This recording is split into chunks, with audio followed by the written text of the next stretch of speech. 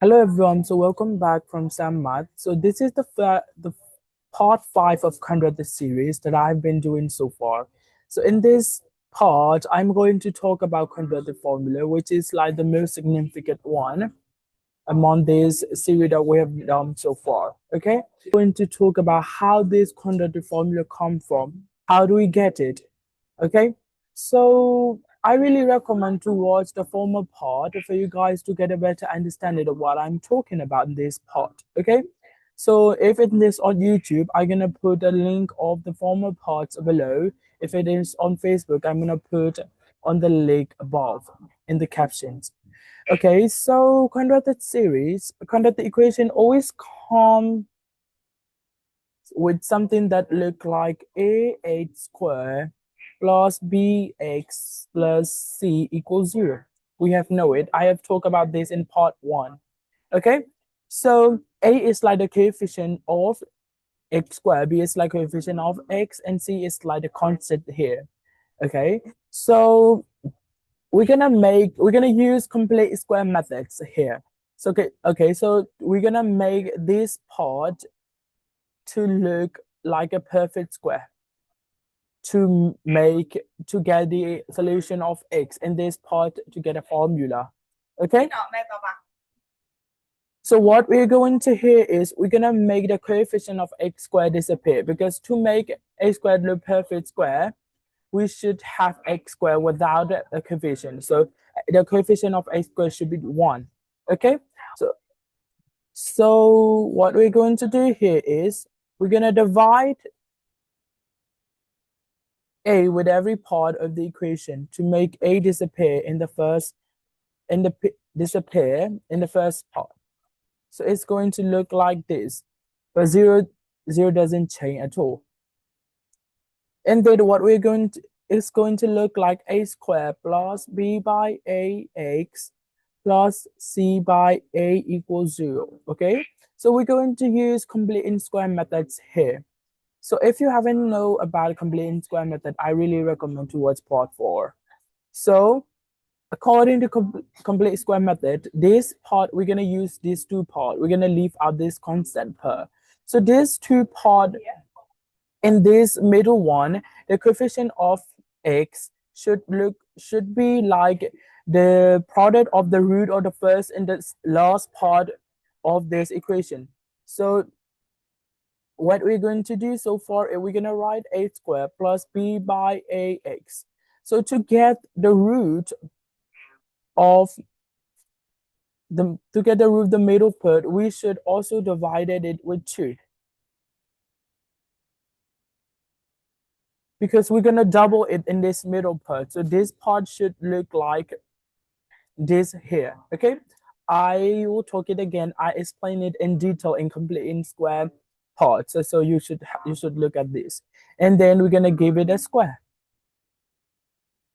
and then we're gonna have this constant part. So because to even out the equation, we're gonna put like minus b by 2a the whole square.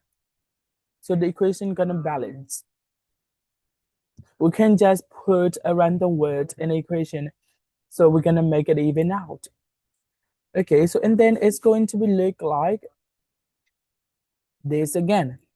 X plus b by 2a the whole square, isn't it? And then the former part will look like plus c by a minus b squared minus 4a squared equals 0.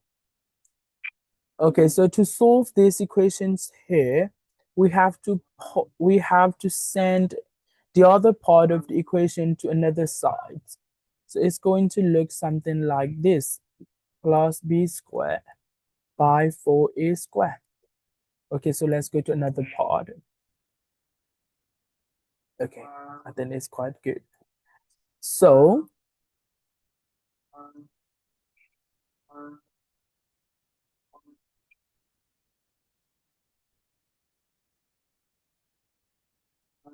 I should have write a squares over here.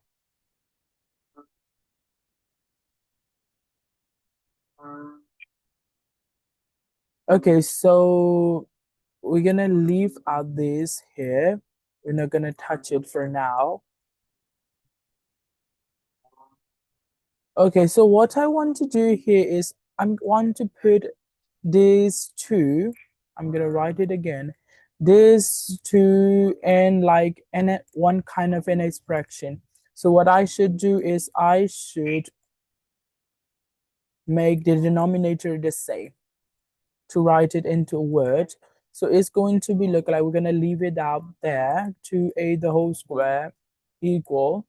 So it's going to look something like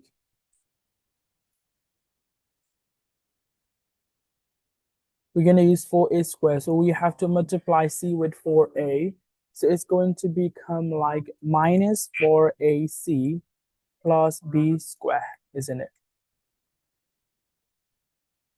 Okay, so x plus b by 2a. And to make the square disappear, we're going to make this other part of this equation like plus or minus square root of 4a squared like b squared minus 4ac.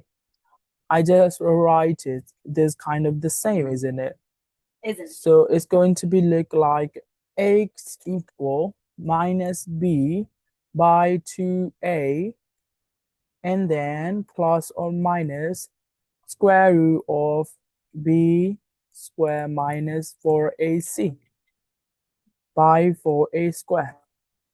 So I still wanted to make the denominator the same. The denominator is kind of the same already, plus or minus 2a by b squared minus 4ac, the square root of. So it's going to be look like h equal, oh, I'm sorry. It's going to be look like x equal minus b plus or minus square root of b squared minus 4ac by 2a. Okay, isn't that Le Familia? Of course, that Le Familia. This is what we call quadratic formula, right? So this video is about how this particular quadratic formula that we've been talking about has been formed.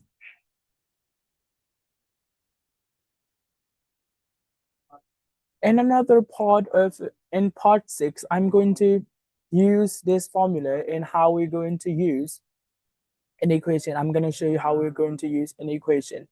Okay, so this is all for now for that part. This part is for you guys to get a better understanding of how quadratic formula is formed.